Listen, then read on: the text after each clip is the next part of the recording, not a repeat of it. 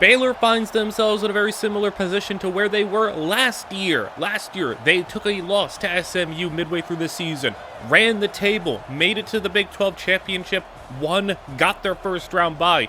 Well, this year, Baylor takes a midseason loss to SMU, runs the table, and now they're back in the Big 12 championship, and this time they're taking on Oklahoma, a team that they have had multiple battles with. Both these teams sit here at number 4 and number 6 in the country. Playoffs are going to be a lock for these two teams. It's a matter of who's going to get the first round bye, and Baylor, playing for their second straight Big 12 championship, will take the field first on offense, as freshman quarterback Tyrone Dell, who's had an impressive year, needs to start stepping up in some of these big games. When we have lost, it's only been 2 times, but it's been 2 bad games from Tyrone Dell. He has not played well in the 2 losses that we have had, and those 2 losses being against SMU, who's been a thorn in our side, and LSU on the road, who is one of the best teams in the nation. Early on, Baylor has to punt the football away, and then we go to the offense. Quarterback Tavita Tuimone, a dual threat. He has been a pain to try to deal with through the air, on the ground. He gets a first down and handoff to Joe Disley, one of the better running backs in the nation. He's going to be a task for us to stop him. On third down, Tuimone goes down. 2 guys got there, and Baylor, they were able to take out Oklahoma earlier this season on the road. Now in a neutral site, can we do it again? As there's going to be Tyrone Dell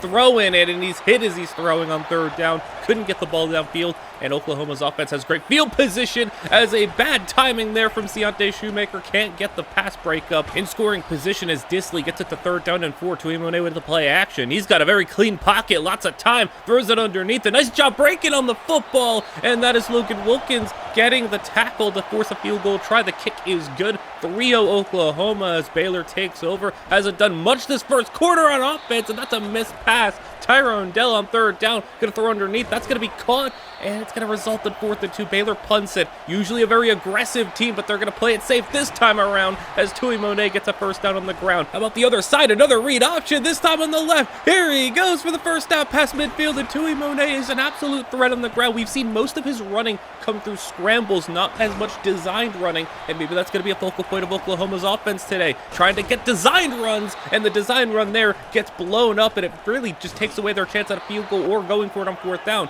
Third down is going to result in a false start for Baylor, and a manageable third down turns to 3rd and long. 3rd and 12 for Tyrone Dell, and he's going to throw one outside. That's going to be caught, and Alejandro Easy's going to get it for the first. Another flag is thrown. This time it's a free play. Baylor gets it offside since Dell's going to roll out, and since it's a free play, you can just chuck one up. Go in double coverage. It's intercepted, but free play is going to result in Baylor getting 5 yards, so we're not going to really be too stressed out about that interception. Oklahoma called for the offsides. It's going to set up 3rd down and 3. Dell going to pump fake, and the pump fake was supposed to set up the wheel route. They didn't bite, and instead, you probably should have just thrown it to the flat route. That would have been an easy first down. Instead, Oklahoma takes over, and Disley on the ground for another first down. Oklahoma's getting some really big holes on the ground, and another one here. This is starting to look like Baylor from a couple of years ago, who couldn't stop the run. They've been so much better this year and in recent years stopping the run, and this time it's just looking like some old wounds are being opening up. 3rd down and 12. Baylor finally in a situation where they can get off the field. Tuimone getting chased. He's going to run it, and he's not going to get there. Another field goal try. Baylor bends, does not break. The offense, though, you need to do something. You can't get shut out in the first half. The defense is doing their job. Just 6 points allowed so far, as Dell's going to get to 3rd down and inches. Handoff, Josh Beckett. And we finally see something from Beckett on the ground. Not been much today, as Oklahoma's defense, one of the better ones in the nation, as Dell's going to step up and run. He's going to slide down for 8 yards, set up 3rd down and 2. Dell throwing underneath. That's going to be broken up easy. Couldn't hang on, and on 4th down and 2, this time we're going for it, as they're going to throw outside. That's going to be caught for Tyree Dobbins, and Dobbins playing in his final couple of games. The senior is going to be a big part of this playoff run, as another 3rd down is going to be set up. Dell looking, rolling left. He's got nowhere to go, and it's going to be almost intercepted. Baylor's got to punt it away, and this offense is looking bad, and Dell, it's looking rough because he's slipping back into one of those bad games that we have seen from him. And you got to wonder, can Dell perform in these big moments? It's not been great so far. He is just a true freshman, but we need more from him if we're going to expect to make a national championship run. As Tuimone, he's been in these big games before. He's been a multi-year starter. He's making these plays, as Monet's going to step up and run it, and Tuimone is going to get the first down. And that's a big play for him, First down and 10 in field goal range. He breaks out of a sack, and Tui Monet is going to get the first down again. And his running has been spectacular today. Only 10 seconds to go, and Oklahoma maybe didn't manage the clock the best, but they're going to get a field goal. It's 9-0 at halftime, and Oklahoma gets the football. It's just been so bad for Baylor on offense. The defense has been playing well enough to at least hold them to just 9 points, despite the fact that it feels like Oklahoma's had the football all game. And there goes Dissly. Eventually, you're going to get tired. I can't even fault the defense. Oklahoma is just systematically running the ball down the field. Finally, Baylor gets a stop, but the offense has to do something. Coming out of the second half, what do you got as a game plan? Well, how about you get the ball to Tank Cherry, the best tight end in the nation, you can argue. Play action, as there's going to be another play for Cherry, and he's got it. Tank Cherry, 2 big plays. Finally, getting the football rolling. As we're in scoring position, Dell is going to step and roll and run it, and he's going to get out of bounds for a gain of 9. Going to Augustine to try to get that first down. He cuts back left and gets it now at the 10-yard line. Dell throwing, needing a big play to get into the end zone, and he does the opposite of that. He throws an interception, and Easy's going to track him down, but that is disastrous for Baylor. You finally had a scoring drive, and you at least could have gotten a field goal to make it a 1-score game, but you throw an interception, and now Dissly can just get it right back rolling on the ground. Him and Tui Monet have been just unbelievable on the ground, and the end around gets stopped by Jaquan Bailey. 3rd down and 10. Tui Monet going to step up and run it, and there he goes again. It's going to be right at the marker. They're going to call it 4th and inches, and Oklahoma could have went for it. Instead, they're missing a field goal, and Baylor, the door is open back up for us to get back into this one. You need points on this drive. No excuses. 3rd down and 1. That's broken. 4th and 1. Gotta go for it. And there's going to be Josh Beckett for the first down, going right up the middle. Now sweeping it outside. There goes Beckett. He's got a lane. He's got the block. And Josh Beckett is gone. Touchdown, Baylor. And finally, points have been put up for Baylor. Finally, someone's in the end zone. It's 9-7 here late in the 3rd quarter. As there goes a big play for Tui Monet. As they're going to throw it outside. That's intercepted. And Baylor starting to come alive. There's Logan Anderson. Can he take it all the way? He's going down the sidelines and stopped inside the 15. Just don't do anything stupid and you could have the lead as Dell. It's going to be a design rollout, but no one was blocking there. And it's a sack, 3rd down and long. Testing it for the end zone. Incomplete. Trying to get it to Cherry. Field goal for the lead. Is going to be wide right, and the kicking issues keep popping up for Baylor, and Oklahoma takes over. No one can seem to score in this one. Still single digits on both sides. Last play of the quarter, it's going to be intercepted, and Baylor's defense now coming up with some signature turnovers. It's Trey Bender with the pick, 4th quarter underway, and Beckett, the only big play of the game on either side. It's going to be 9:30 to go, and he's hit as he's throwing, and we got to punt it back. Defensive battle both ways, but still the defense, despite getting 2 turnovers, has been worn down, grinded down, and Dissly with another big run. He's up over like 200 yards at this point as Tui Monet outside. That's going to be broken up. A field goal again to make it a touchdown game, and it's going to be good this time. Oklahoma, 4 field goals. Is it going to be enough? Baylor, they're going to need to get into the end zone again if they're going to have a chance in this one as Tyrone Dell runs it out of bounds for the first. How about a little pop pass? There goes Gibbs on the edge, gets a block from Cherry, and Gibbs with a big gain to the 40-yard line. Very next play, 1st and 10. It's going to be a little dump off and a lot of room to run. There goes Dobbins, juking it ahead to the 25-yard line. 2nd down and 10. Dell outside, open man. That's going to be Gibbs going up ahead. 3rd down and 1. Hand off to Beckett, and Beckett gets it inside the 10. 1st and goal with 4 minutes to play. Dell rolling. He's got space. He's going to run it, and Dell leaps it into the end zone. Baylor has the lead. 2-point conversion for the 3-pointer. It's not going to be good,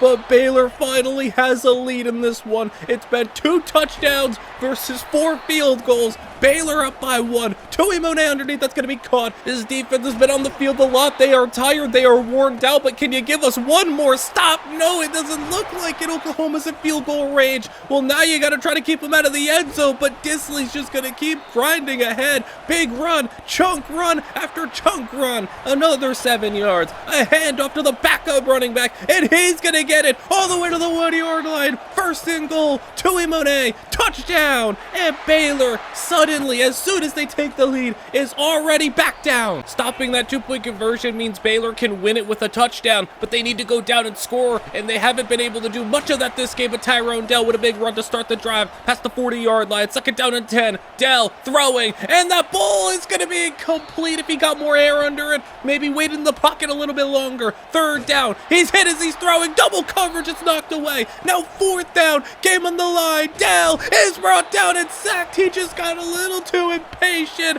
and there goes a big run for Disley to lock up the game. And on that final 4th down, I mean, he just got a little too antsy. He stepped up a little too quickly. He didn't trust himself. He didn't trust it. And that's been the issue. That's been the story with Tyrone Dell in now our 3rd loss of the season. When we lose, he plays very poorly. Yeah, the defense allowed like 300 yards on the ground, but under 20 points, 2 turnovers forced. Like, that's enough to win the game, and it just wasn't able to get done. And a lot of that goes on Tyrone Dell. Now, we're not going to be winning no Heisman, but we do have some awards. Logan Intersogen beats out Trey Bender back-to-back on DB of the Year. And also, Robbie Kane wins the Lombardi Award for his 14 sacks, 20-plus tackles for loss. Tank Cherry kind of got snubbed, kind of got robbed for best tight end. They didn't want to give it to him again. But in the 1st round, we do have a little bit more Big 12 action. Texas Tech was a team that was really high up there and couldn't make the conference championship. They were the number 3 team in the conference. They made the playoffs. Fortunately, though, no 1st round bye for us, no back-to-back Big 12 crown for us, and we, if there's one positive, at least get to play this 1st round game where we have to go the long way. We get to play it at home. So, a first time ever here. McLean Stadium, it's packed, it's rocking, and we got ourselves a first time ever home playoff game. And Baylor looking to move on to the 2nd round. Last year, they made it all the way to the Final 4. They had a playoff victory after a 1st round bye. Were knocked out by Oregon. How far could Baylor get this year? And can Tyrone Dell kind of shake off a little bit of a narrative that's been running of not being able to play well in these big games? Dell starts off with a nice completion there and a little pop pass. We're going to try to make things maybe a little bit easier for him this time around, as we're going to try to simplify things. Maybe give him a little bit more of an opportunity to have success, as he's going to get sacked there. Now throwing one up top, and that's a perfect ball to Easy. And that's more of what we want to see. We know he has the talent, but sometimes he'll just have a miss like that, and it's like, that's just the duality of what Tyrone Dell's been at times. He makes a beautiful throw to Easy like that, and then misses an open one, an open pass that could have likely been a touchdown. Regardless, though, it's a better start than what it was against Oklahoma. They were shut out in the 1st half, at least get a field goal in the 1st drive this time around, as Lindsey Titus is the quarterback here at Texas Tech, and he's going to be on play action, dropping to throw it. Coverage holding up nicely, and he's going to roll into his sack. That's Robbie Kane making number 15 for him. 3rd down and long, and it's another sack, and that's Jaquan Feely. Amazing field position for Dell on the offense, who's going to step up, and he looked like he was going to run it. He fires one for a 1st down. That's a great play from Dell. Now speed option on 1st down. He's going to flip it out, and nowhere to go with it. It's going to be 3rd down and 12. Dell pressured his face. He's going to throw an interception, and Texas Tech on the run. I don't think anyone's going to catch him. Gibbs is trying, but he's not going to do it. And in the face of pressure, Dell throws a pick 6. And now it's 7-3. There goes Beckett on a big run. And Josh Beckett almost sprung it free all the way. Are we putting too much pressure on the plate of a true freshman quarterback, as generational as he might be? Tyrone Dell, you gotta lock in here, or we're gonna be knocked out in the 1st round, as he's finally gonna complete that little route to Easy. We made it a point to make sure after the 1st time he overthrew it, the 2nd time he threw a pick 6, we wanted to just get a completion there on that route for his confidence. There goes a 1st down for Tank Cherry. Now in the 2nd quarter, Dell couldn't get the rollout, and he's going to get hit as he's throwing. It's still going to be 3rd down and long, though, as he checks it down. There goes Beckett. Can't really put us in position to go for it on 4th. Just going to kick the field goal. It is 7-6, and the defense has played really well, and it's just a pick 6 is the only points. Now 2nd down and 14. Drop him back in his own end zone. Robbie Kane gets the safety, and Baylor forces the punt. They're up 8-7, and Cornelius, he's going to let the punt bounce. That's a live football. What are you doing, Javonte? And Cornelius, that's going to be Texas Tech football at the 5. And what are you doing, Javante Cornelius, you know the rules of the sport. Maybe he thought the ball was going to go out of bounds or roll into the end zone, but Baylor's defense, I mean, they got to be annoyed right now. A fourth down after a missed throw. It's 14-8. The defense has put up 2 points, and I'm not even going to put that last touchdown on them. It was a 5-yard line setup. Now the run game's starting to get going, but it's 14-8, and this defense has done nothing wrong, it feels like. As now 3rd down and 11. Lindsey, incomplete. Baylor holds to a field goal, and despite not allowing many yards, it's 17-8. And this is not looking good for Baylor. Throw it in deep, and there's a big play. Finally, something to be positive about, as this team is just playing against themselves, it feels like. 3rd down and long, another 3rd and long situation. Dell extending the play, goes for Beckett. He's got it, and Josh Beckett down to the 1-yard line. Great throw from Dell. He's gonna roll. He's gonna look, keep his eyes downfield, and that's a touchdown for J.D. Gibbs. And Baylor 15-17, a weird score, and the defense back at it, stopping the run. 3rd down and long, screening complete. The defense again doing a phenomenal job. Dell rolling, extending the play again, throwing it deep. That's going to be caught. Alejandro easy. Jump to 3rd and 10, where they go over the middle to Dobbins, who hangs on, sets us up 4th down. You can go for it. And the Wildcat, this time, they tried to throw it with Beckett, and it's incomplete, despite us rarely ever going to that pass package with Josh Beckett. Texas Tech was ready for it, and now in a situation where Baylor gets a stop, they have way less time if they're going to want to take a lead into the half, as they're going to throw one outside incomplete. 3rd and 10, 40 seconds to play in the 2nd quarter. Dell rolling, moving, nowhere to go with the football. It's incomplete, and Baylor gives it back with 30 seconds to go. And Lindsey Titus starts off the drive with a completed pass for the 1st down, 30-yard line, throwing middle. That's going to be caught again, and that's the tight end Matthew Hearns, as they're in scoring position if they can get another big play. And that's exactly what we were talking about. And Baylor's defense, that's a critical mistake. And Texas Tech tacks on a field goal, and this has just been a weird game. They get the football to start the half, and Titus back to the air, outside incomplete. Baylor gets a 3 and out, but on the other side, Baylor can go 3 and out themselves, and they will. 3rd and 10 turns to 4th and 10. They punt it. Titus back to the air, and 1st and 10 is going to be converted for another big play. Got a block downfield. The only player Baylor's had struggles with in this Texas Tech offense is the tight end Hearns, and just on point, on time, it's going to be another play to Hearns. 2nd down and 13 underneath. That's going to be caught, and he breaks through, and he gets the 1st down. It looked like a sure 3rd down and 5, and it turns to a 1st down. Texas Tech stepping up, and zone, almost intercepted. You got to come up with that one. 3rd down and long. It's going to be caught for the touchdown. Texas Tech up by 2 scores, and Baylor, this has just been disastrous all video, it feels like. The Oklahoma game was rough enough, but this is getting even worse, as Baylor just can't stop making mistakes. 3rd down and 1. You need to do something. 4th down and 1. Going for it. Of course they're going for it. As Beckett, big spin. Playoff hopes could have flashed before our eyes if he got stopped there. As a big RPO pass is going to be caught for the 1st down. In the red zone we go. Needing a touchdown. A field goal still keeps it a 2-score game. Waiting in the end zone. And he's throwing for it. And it's going to be broken up last second. 3rd down and long. As he's going to have to step up. Run it. And he's going to fumble the football. And Texas Tech picks it up, and just another mistake. 3rd down, defense gets a stop, but now Baylor's gonna have to drive down the field again, about another 55 plus yards down the field to try to get this back to a 1-score game. Beckett and the handoff. It's another 4th and 1. Go back to Beckett. He's going to get met, but fight ahead for the 1st. We're nearing the 4th quarter. Dell, he's throwing it outside open. Man, that's easy. It's been a big game for Alejandro Easy. He's been the leading receiver for this squad today. We haven't seen a lot of Tank Cherry, but we're going to try to make the effort to get him the football a little bit. We always try to get him involved, as on 3rd down, Beckett stopped. 4th and 4, and this is really important, and he throws it, and it's caught. Dobbins, the senior, does not want his career to end in this game, and the other senior, Josh Beckett, punches it in. It's a 1-score game, and Baylor, they are not out of it yet. 8 minutes to play, throwing underneath Texas Tech. If they get a field goal, it's still a 1-score game, but you don't want to allow that to happen, as there's a flag down on the field, as that's going to be caught for a short gain.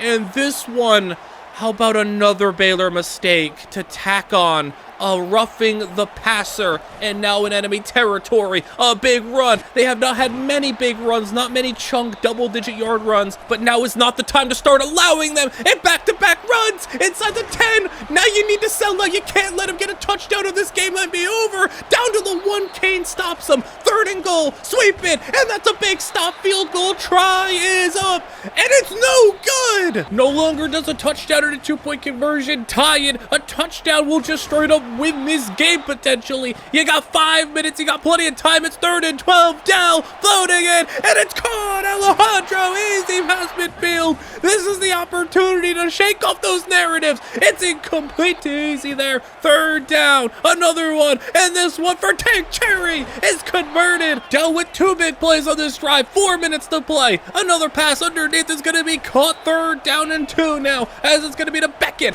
Handoff for the 1st down as Baylor starting to chew this clock. They want to make sure they leave Texas Tech with as little time as possible. A drop ball, another 3rd down. You got another conversion in you. Make it 4 for 4. Wade down to the 1. We got 4 plays to get 1 yard, and he stopped.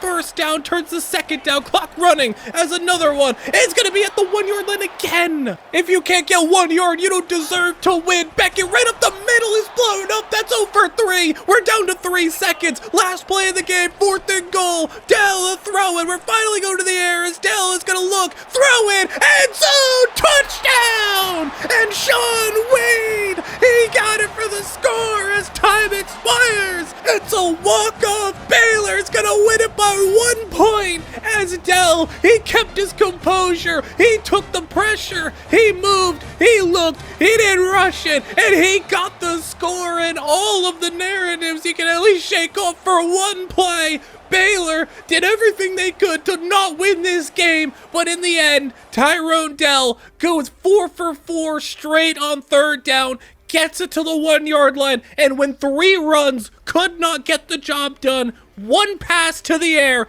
1 play to win it all, and Baylor is moving on to the 2nd round in a heartbreaker for Texas Tech, but we're going to be taking on North Carolina in the Orange Bowl. And as exciting as that last game was, we can't play like how we played the last 2 weeks. We can't have the turnovers that we did, the mistakes that we had. We can't fumble the football in the red zone. We can't throw picks. We cannot have a kickoff on a safety, get recovered, and basically hand them points. We cannot allow points to close the half. We cannot have these mistakes keep popping up. I don't know what it is about Baylor these last 2 games, but it's just not been clicking the right way. And as much as we are excited for that game-winning touchdown, Baylor was a pretty heavy favorite against Texas Tech, and they did everything they could to beat themselves in that game and still was able to shine through and win. North Carolina won the ACC. They got a 1st round bye for a reason. They were a really talented team. They are one of the best teams in the nation,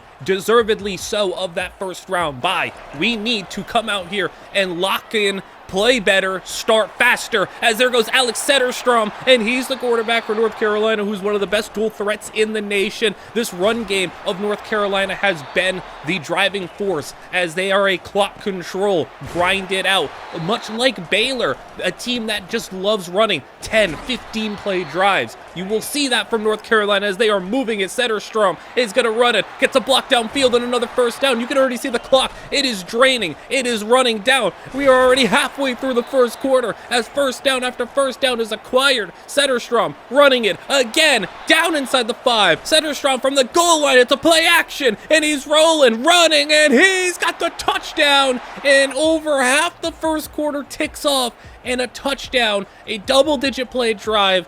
And this is not something Baylor has seen very often. Baylor's usually the team that's in control of the time of possession or the amount of snaps run. Baylor's usually the team grinding out 10-plus play drives. So to see another team do that, we're going to see how Baylor can respond and if they can keep going with their game plan and how they usually like to run their offense, as they're going to grind out a 1st down here with Josh Beckett, and he's going to get it past midfield. Under 2 minutes to play in the 1st quarter already. It's been a fast-moving one, taking a shot deep for Tank Cherry. It's over the head of 2 guys on defense. Has 3rd down and 7. Quick slant. That's going to be caught, and they're Shaun Wade, the hero from last week, at the 31-yard line. 1st and 10. Quick slant again over the middle. That's going to be caught for the first down. As now a little handoff. Beckett cuts it back. He's going to get a block and go up ahead for 9 yards. 2nd down and 1. It's a play action as Dell is going to run into a sack. 3rd down and 4. Second quarter already underway, and we're in the first 2 possessions in the game. 4th down and 1. Big chance to go for. It's Tank Cherry. He's got the first down. It's basically goal to go. 1st and 10. Outside. Tank Cherry.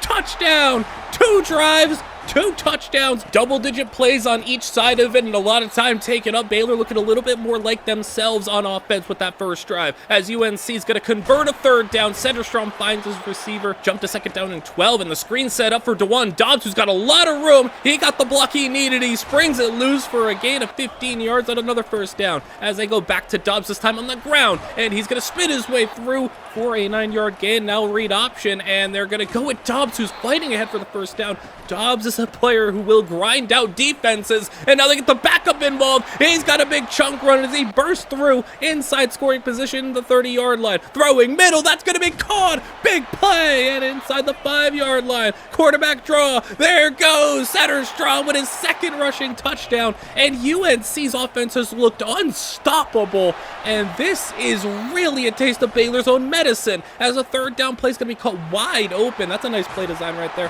for Alejandro Ruiz. He busted out something a little bit new. There's no better time to do it in this game, where it looks like you're going to need to put up points to keep up with this UNC offense, as they're throwing middle for Tank Cherry. And Cherry, who got the touchdown on the last drive, already looking like he's going to have a big game if we can keep getting him involved. Wide open man, that's going to be caught for Alejandro Easy. And Easy's had a big couple of weeks. And it's an option. It's flipped back and it's a fumble. And this is the mistakes you can't make.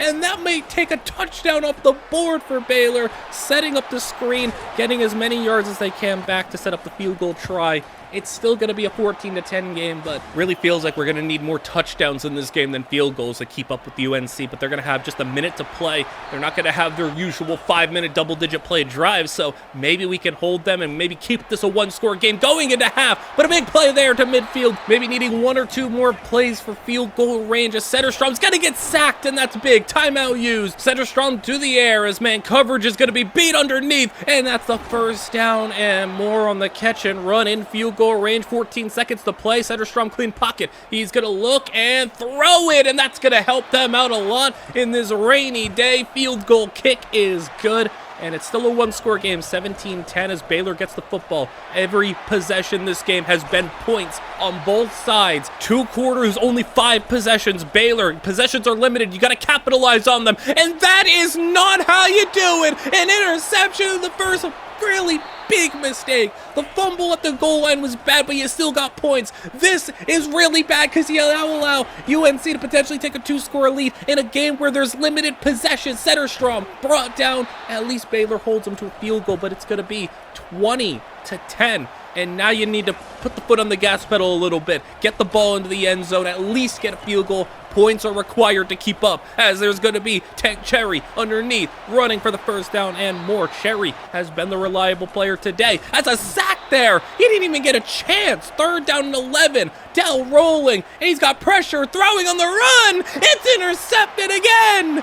And that's just a play where you're trying too hard to make something happen. It's going to backfire. UNC gets a 1st down on the ground. Now an RPO. And he's got the man beat. He beat Wilkins, and that's Kalen Brams. He's on the run. Touchdown, and I blinked, and it's a 17-point game, as now the offense, I mean, you're in real dire situations here. 3rd and 22 screen is going to be set up. He can't get the edge, and Beckett's just losing yards. It's 4th and 30, and this offense was looking good for the first half. I don't know what's happening in this second half. Turnovers in this defense, I mean, they might just be burnt out from the last couple of weeks where they have just been playing hard, playing so many snaps, and Brams with another touchdown. I don't know what's happening. It's been the 3rd quarter from hell, and we're in the 4th quarter now, and it's not stopping. Another interception. That's the 3rd of the game, 3rd of the half, and a touchdown again for UNC. They just don't let up. I really don't think Baylor knows what hit him in this one, as it's going to be Josh Beckett with a big-time run. He's going to go untouched for like a 70-yard touchdown. But with just 7 minutes to play, I don't know. It might be a little too late for that. Baylor's just going to go for the 2-point conversion, because why not? It's no good. You're going to have to kick onside kicks from here. The ball up in the air is going to be picked up by UNC. I don't know if you got some 25-point comeback in you, especially with how this team has played. 4th down, UNC. I've not seen a team this confident just go right at Baylor's throat. 4th down, up by 20, and they're going for it. No other mistake being made. A flag, offsides. Goal to go for UNC, and they're going to go hand it to Dobbs for another touchdown. It's 48-16. This is just disastrous. And Baylor puts it on the ground again. UNC's going to put up 50. Dobbs outside. Another one. He's fighting in. This UNC team is ridiculous. Baylor, they're going to score a touchdown in garbage time, but that's it. 55-23. And in one of the most ridiculous performances I have seen from a team. North Carolina's going on.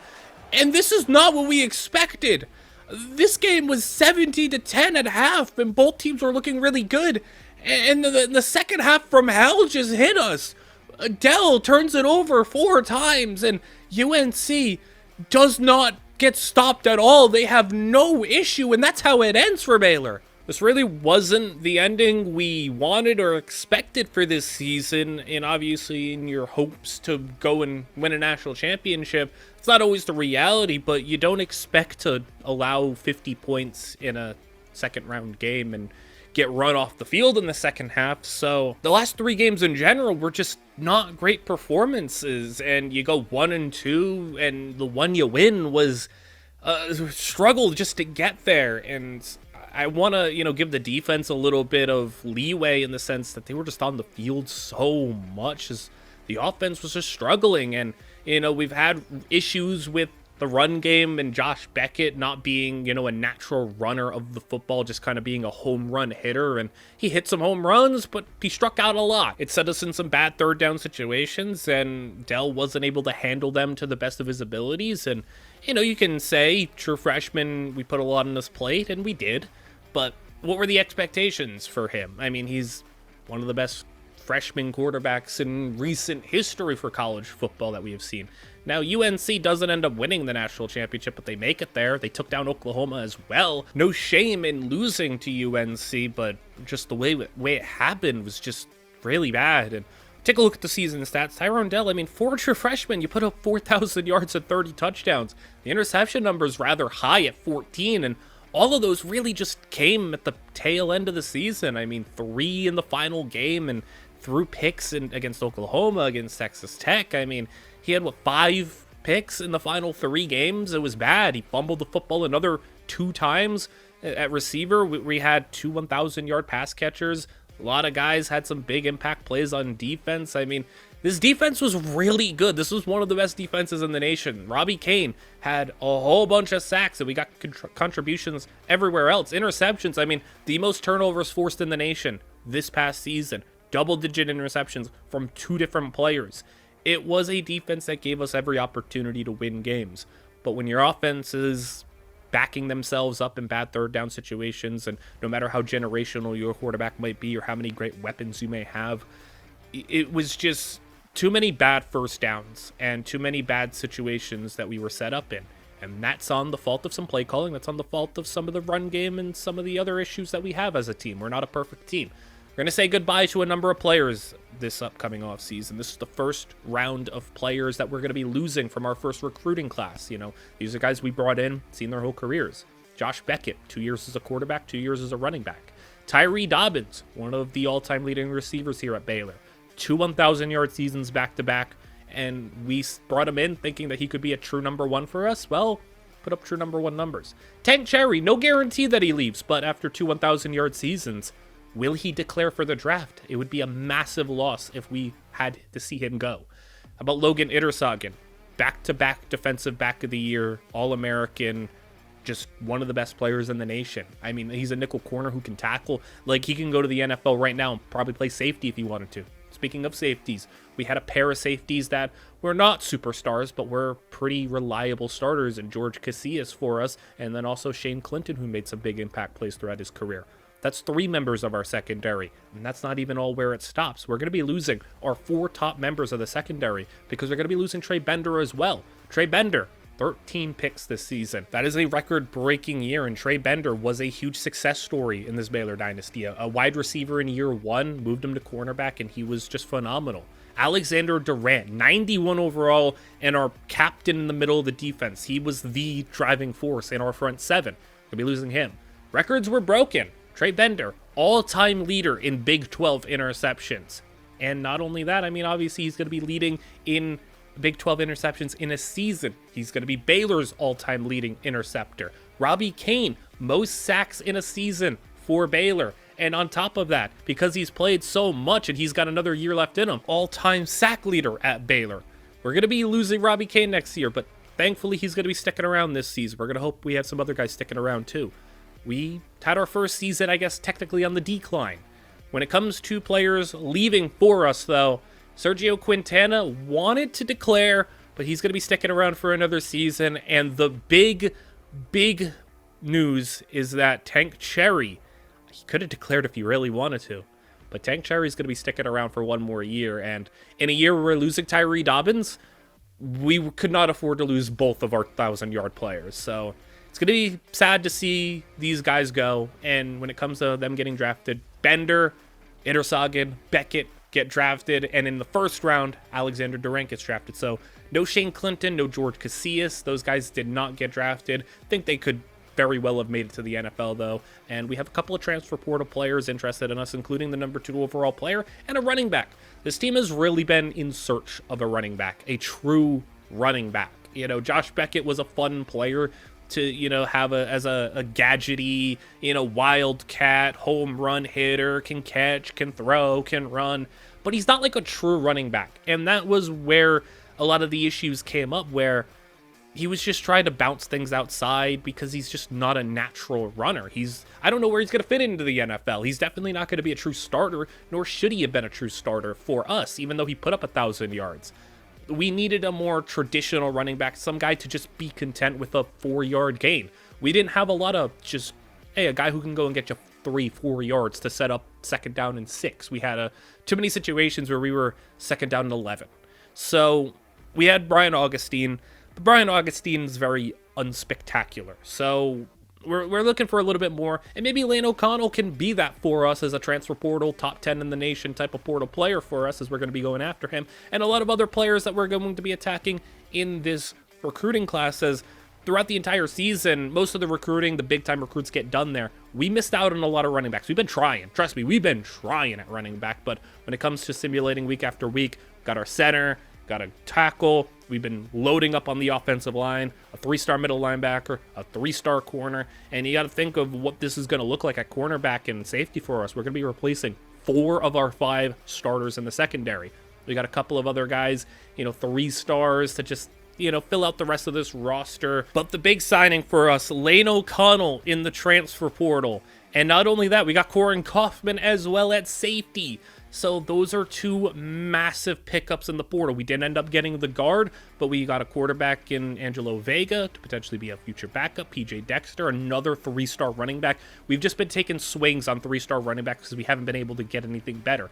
Now here's the players that we got and that we missed out on because, all the best players, and wanted to see if any of them would flip their recruiting commitments. A lot of the guys we finished second on, maybe they'd flip, but when it comes to what these players are and where our recruiting class ranked, we've been steadily increasing. We've had a top 25 class like every single season, but this is our first one in the top 10 where we legitimately picked up a couple of 3 stars, really talented players. And the all-important developments for these players, a big part of where these players are going to end up being in the future of this team. Are they going to be superstars for us, or are they going to just be role players? So you're going to get to see the players that we missed out on and the players that we were able to acquire. If there's a player on this board for us that I'm really disappointed that we missed out on, I was really hoping we were going to get JJ Tatum or one of these 4-star running backs, but JJ Tatum was a receiver that I absolutely loved.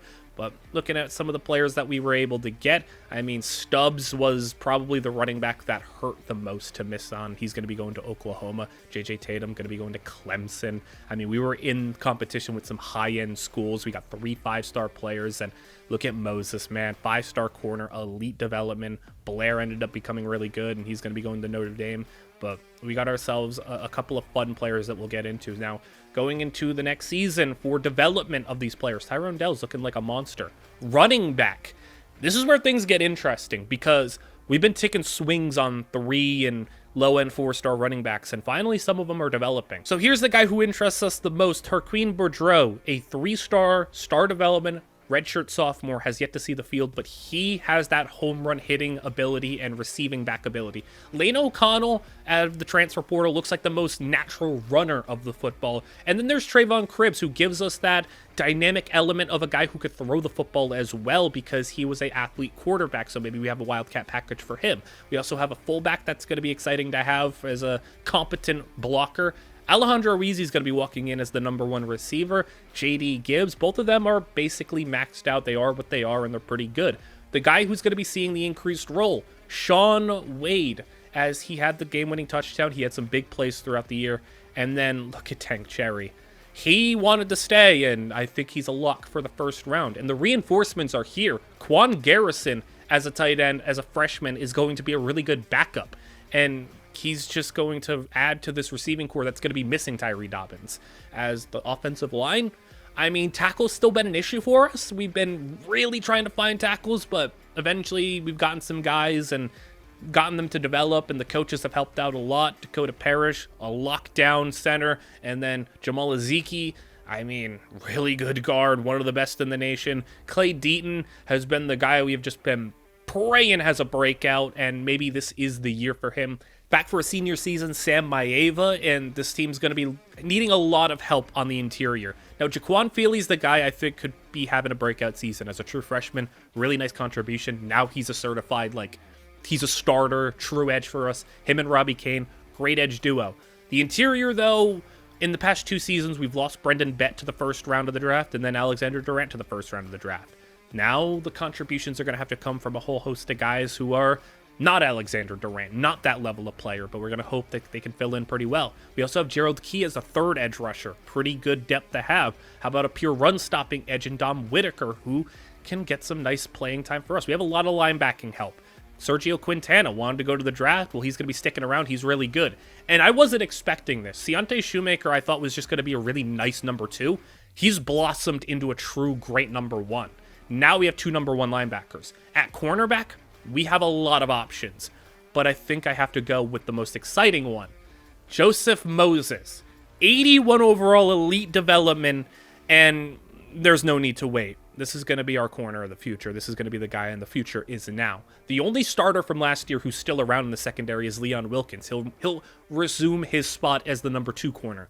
Damian Battles will be a guy who's coming off a red shirt who we're going to have as our nickel corner. At safety, Corin Kaufman, one of the biggest transfer portal players, he's going to be starting at free safety.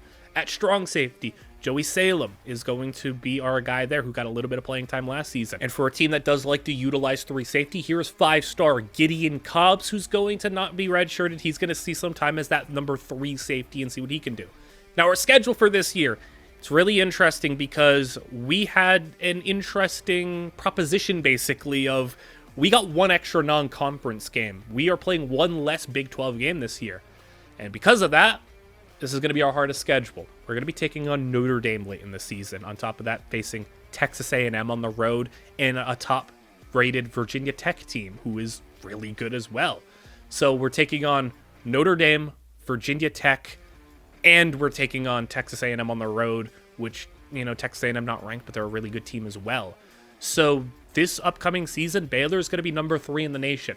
They have a lot of expectations in the sense that now, despite losing some of our cornerstone players that have built up this program, Tank Cherry's looking like one of the best players in the nation. We have a really strong offensive line. We have a whole host of running backs. Someone's got to break out. The secondary, it's a big hurdle to overcome, losing out on 25 plus interceptions graduating to the NFL this past season.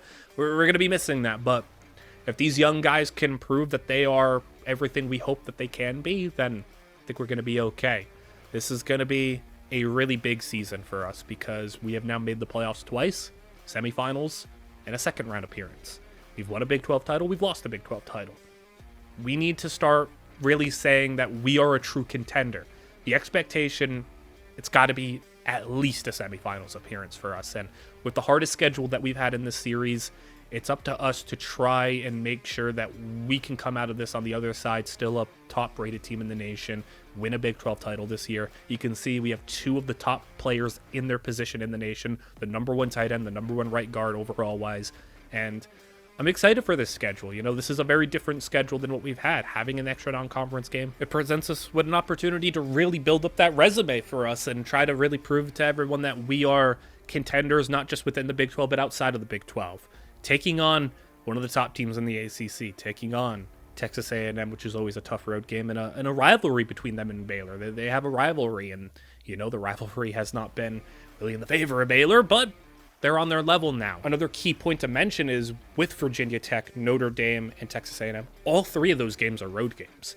It's a tough schedule, not to mention what we already have within our conference and taking on the West Virginias and the Texases and the SMUs and, you know, maybe a matchup with Oklahoma down the line again, as they're going to be the number one team in the nation. So it's a rough schedule, and the hope is we go out there and win 10 plus games again. If we win more than 10, if we were able to win 11, don't really know about 12, but if we were to go to 11 and 1 in this schedule, that would be incredible, and I would be pretty confident to say we'd be like the number one team in the nation unless some other team goes undefeated. But I hope you guys all enjoy, and I hope you're all excited for the next season. I know this season didn't really end on the highest of notes, and it was a pretty embarrassing way to go out in the second round of the playoffs, but this team still has a lot to be excited about, and it's Tyrone Dell in his next season, new running back, whole new secondary, Sean Wade getting more opportunities, and then we could be seeing Tank Cherry be on a generational run. So hope you guys all enjoyed. Let me know what you all think. Like, comment, and subscribe, and I'll see you guys all in the next one.